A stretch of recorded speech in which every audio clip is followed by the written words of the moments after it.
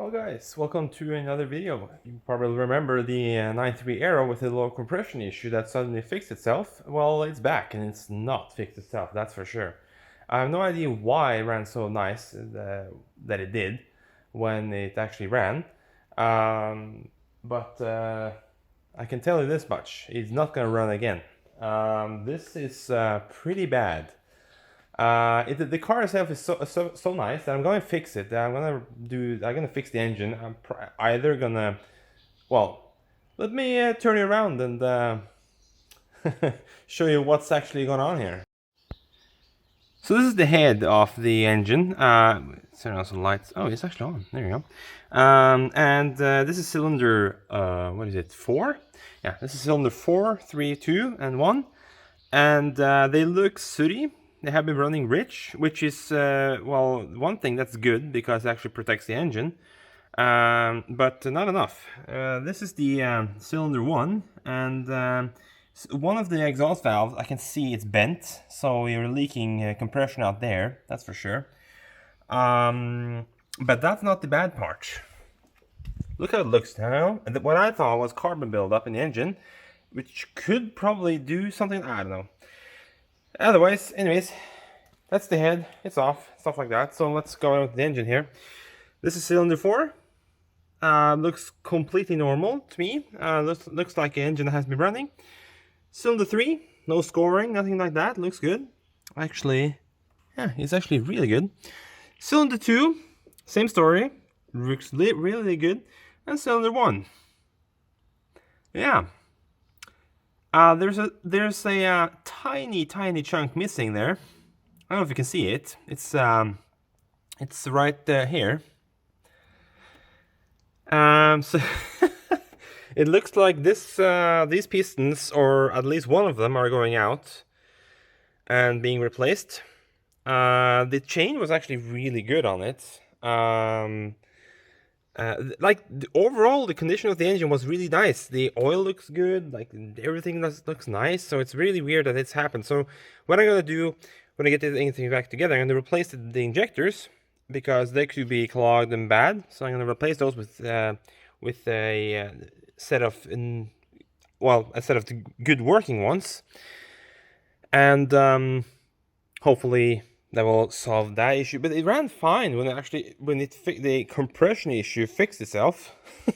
I don't know how it did that, how in the world it did that, but it did for a brief moment. I actually drove it like up and down the hill over here, like gave it some pulls, and it ran fine.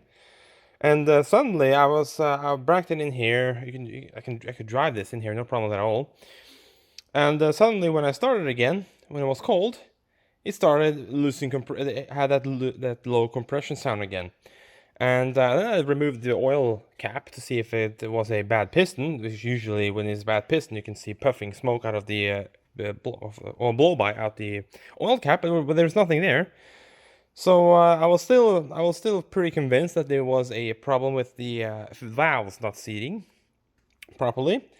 And well, that's kind of true. It doesn't seat. But why it ran, I don't know when this happened. I have no idea when this happened. But everything like works fine. The turbo, I have not removed the downpipe to look at the turbo turbine. But I'm probably, for good measure, just going to replace the turbo because those piston chunks, well, they will eat through that compressor wheel or that exhaust wheel. It cannot see it through here, unfortunately. But it will eat it up. I've seen that before. When the pistons blow up, like even smaller chunks than this, it will hit the turbine and it will bend the turbine wheels. And it's not like bending them back; it will fix it. It's like turbo's then out of balance and everything like that. So I'm just gonna probably replace either the cartridge of the turbo or the center section with the compressor and the exhaust wheel. Or I'm going to replace the whole thing. I'm not sure yet. The third turbo itself, like down here, looks fine. No problems at all. It doesn't look worn at all. No shaft play whatsoever. But I don't know. Let's see, TD04s. I have one left. TD04s. Well, I have one complete one left. I do have a center section, that's good. So I have a complete one here. I believe this is fine. Yeah, no broken exhaust studs, nothing like that. So this could probably be used again.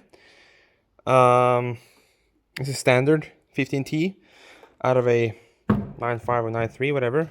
Same turbo, anyways. This is a TD04, but that's a completely different, actually better TD04 in my mind, because it has a better exhaust housing on it. So yeah, that's the story of the 9.3. That's too bad, actually. That's really bad. But that's what happens, you know. Good thing I keep a good selection of spare parts laying around. I believe I have a friend here that has a disassemble a engine he wanted to build, which is right over here. So this is a, you see, it's a new generation motor or engine. Here's the stock Garrett turbo for that thing. And where are the pistons for this thing? There we go. These, I do believe, yeah, they're 2-liter pistons. So you could probably shove in these, but the problem is these are newer, so they have the different casting on the rods. So you can only use the piston part, but not the rod, if I'm not mistaken. Stupid Volvo engine. B234R there. I do have, that's a 2.3. That's a B234i, and that's a B204L. Which I could use because, well, it's very dirty now, but it's completely fine. I could just take the pistons out of that thing and use those, and piston rods that said, and make the engine stronger. But the point with this car is not to make it a race car and tune it to 1,000 horsepower, is to actually keep it as original as possible, because it actually looks really good. So that's the plan, to keep this as original as possible. It even has a front lip still. It's amazing. Because this is a really weird Aero. It's a 2000 model year, but is one of the first T7 Aeros. Because it has the early interior with the older seats, but it has a T7 engines, because you could get a limited amount of B234Rs in this exact chassis with those exact seats, which is a T5 car, but this is a T7, so it has the newer engine management, newer engine, but the older interior, which I think it's pretty cool. It's actually pretty rare. Well, I haven't seen another car. I've seen a Monte Carlo with this exact interior, but the problem with the Monte Carlo that I saw was a T5 car. This is a T7 engine car with a T5, or the older Aero interior. And I also checked the VIN number on it, because it could just be someone actually just replaced the interior, put in a wing on it, and replaced the body kit and everything on it. But I checked the VIN, and it actually shows up as an Aero. So I actually checked also through the speed parts, that VIN decoder thingy, and it shows up as a stock 205 horsepower B235R engine, which means it is an Aero. So it's I really like this car. Too bad I'm not gonna keep it, because I have so many other projects. I'm gonna probably get rid of this. Yeah, that's sad, but I gotten so in love with my green 9000. But so I believe, and this is so shabby in so many ways, that I'm probably gonna strip it for parts and probably get rid of it. Either sell it to someone who want to use the chassis, because the chassis is pretty okay. Yeah, it has rust around the window. It has minimum rust around the wheel arches. I fixed that little patch there. But it has a really bad floor in the roots. But that's easily fixable. The floor under the car is really nice. On the floor pan, it's pretty much perfect on this thing. But it's not original. It has a B234R engine, which is supposed not to be here, because this is originally a B204E car. So it's a 2-liter low pressure turbo car, and it has the Aero seats, which makes this not original. Yes, you can say that that's stupid to say that, sell the car because it's not original, blah blah blah. But those seats I'm gonna keep, don't worry. Not gonna crush the car with the seats, or rather sell those seats, not gonna happen. I'm probably gonna keep the hood, I'm gonna keep the doors, I'm gonna keep the boot lid, I'm probably gonna use that boot lid on my car. And I'm gonna rip off pretty much everything underneath when it comes to subframe, bushings, because it's a polyurethane all over the place on this thing. I'm gonna rip out the rear axle with the bushings there, with all the brake calipers, everything like that, because you never know when your 9000 needs one. And I'm gonna tell you this much, my 9000 is pretty rough when it comes to rust on those components. But it's nice everywhere else, so that's too bad, you know. These rims, of course, I'm gonna keep those. Those are really nice.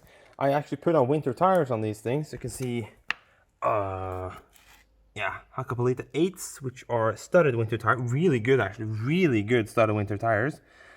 But I'm not gonna drive my 9000 in the winter. That was the plan with this car, to actually winter drive it. But I'm at the point that I'm not gonna drive. I'm probably not gonna keep this. It's so much work to actually get this nice. And what am I gonna do with the two 9000s? So, as I said, I'm gonna strip it for parts I need, and I'm gonna sell the rest as whole for the same price that I can get for the car at the wreckers. So, if somebody needs a quarter panel or anything like that, you can cut it off this car. If somebody needs rockers, you can cut off this car. It's actually, there's a lot of parts in this that's actually good. I'm gonna keep this fender, because that's good. The other side is a bit rusty. Could probably fix that, but no. Keeping the bumpers, because those are the Aero / anniversary bumpers. This is actually anniversary edition. It's a 97 CSE with a 2-liter engine and with the Aero body kit. So, but somebody has replaced the interior, so it doesn't have the anniversary seats, which is pretty bad. But yeah, this thing, I'm gonna fix it, replace that piston. I'm not gonna do that today because it requires quite a little bit more job. I have to remove the oil pan. You can do everything while the engine's still in the car, no problems at all. And I have to get myself. I do have a set of pistons, another set of pistons that are not those over there. I have another set, but that are actually mine, not my friends. Of course, if my friends say I can take them, I'm gonna take them, but you know, that's how it is. So timing chain is good. No, it's not stretched at all. It's actually really nice. The tensioner was hardly out, and everything else is pretty nice. The only thing is, it's dirty. It's really dirty. Like, but it has the casting numbers on it even still. It's amazing. It's still been started to rust here because that's really close to the turbo and rusting and stuff like that. But yeah, it actually looks really good, this engine. Like the block and everything, it hasn't done much. So that's probably why. So yeah, bad stupid oil pressure switch, probably leaking. Probably gonna replace that. Oh look, a bolt. So yeah, I don't know. It is going to be fixed, that's for sure. But I'm taking a short break in a couple of days to fix this. I'm gonna do some work on my girlfriend's 900 because that needs a couple of things worked on it, because it needs new tops for the struts. See, this car actually has the plastic inserts there. That's interesting. Or plastic covers. It needs the steering rack brace installed, and it also needs a new clutch cable. So I'm gonna start with, I believe, the steering rack brace, because that's the I don't know if that's the worst part or the best part. I don't know, but I'm gonna do that first, and yeah, I believe the clutch cable after that. So because the clutch cable on this thing, on her 900, it's a ratcheting, like tick or it should be self tightening, but it isn't. I tried the older tricks on the internet. You can hear the tightening tick, and it just goes right back. So it doesn't hold the pressure. It's like buying a chain tensioner from Pro Parts. It doesn't work. So yeah. Yeah, that's pretty much it, I guess. This car, don't worry, more content to come when this car is running again, and probably put back together. I do have another head there with new, like you see, some of the new exhaust studs and stuff like that. So that's new. That's nice. It's been cleaned inside and stuff like that. So that should be really good to put in this car. It is, I believe, it's actually the same year, also. Yeah, it's the same year, 2000. And this is 2000. This here was I don't know, this is a 99, 2000? I don't know. Not 2000. But that is bad. It has really worn cam, well, what do you call it? Not cam lobes, but where the cam rides in the head. Those are really worn. So it has a lot of play there, and it loses oil pressure. So that's out of a 9.3 also, so that would probably be good. I'm gonna move over like stuff like that's, I know what's good on this, but for example, a temp sensor, probably the thermostat, because, well, that actually looks pretty good.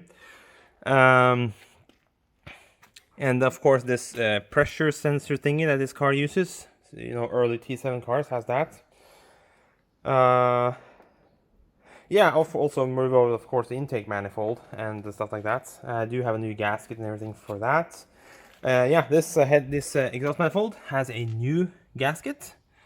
And also I'm gonna put on a new gasket on the intake, new gasket for the top cover there, and also a new head gasket, of course, with new bolts. So it's gonna be a major overhaul.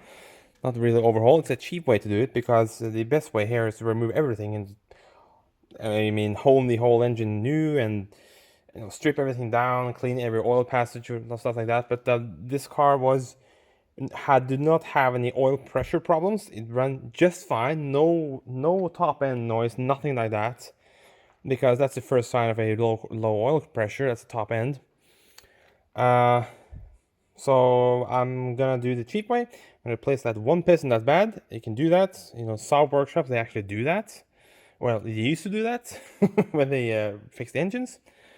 Of course, somebody can say it's less work to just replace the whole engine, and that's kind of true and not true, because yes, you can probably just remove the whole engine as a whole with the top and everything on it, and shove in a new one. Problem is you have to move over everything, like the starter, you have to put on the gearbox back again, you have to put on the turbo, you have to put on everything else, a lot of the gaskets and stuff like that. So this is my way of doing it cheaply, and actually it's cost effective, kind of. But it's also, I don't know, replacing a piston is kind of fun. So I haven't looked at the cylinder wall, but from what I can see, it's actually not bad. So it's interesting that this piston was still actually doing something. But that's how it is. So yeah, I'm gonna do a quick hone, but not a lot, just to because I mean, they look good. They look really good. The honing marks are still there, but just to set in the new piston rings from the new piston, I have to hone a bit just to make sure it actually gains some compression. Some people say it actually will self-clearance and over time, and that's probably true, but I'm gonna give it a very quick hone. Got done, just to make sure it has a new marks there to set in that new piston ring. And I don't know, like other than that, probably a good car when it's done. I don't know if the gearboxes in the Aeros are any better than the other ones. On the other ones, say FM55 507. It's a 4.5 final drive, so it's a normal one, I guess. I do have more transmissions. Let's see. So that's the FM55 507. So let's see if the gearbox I have out of a 1999 9.3 is the same as a T. Here we go. Oh, it's the exact same thing Would you look at that? Well, it has different numbers here. S81. Different part number here. 58149. I don't know if they actually did replace the gearbox on the higher end models. That I'm not sure about. The gearbox itself is actually pretty good on these subs.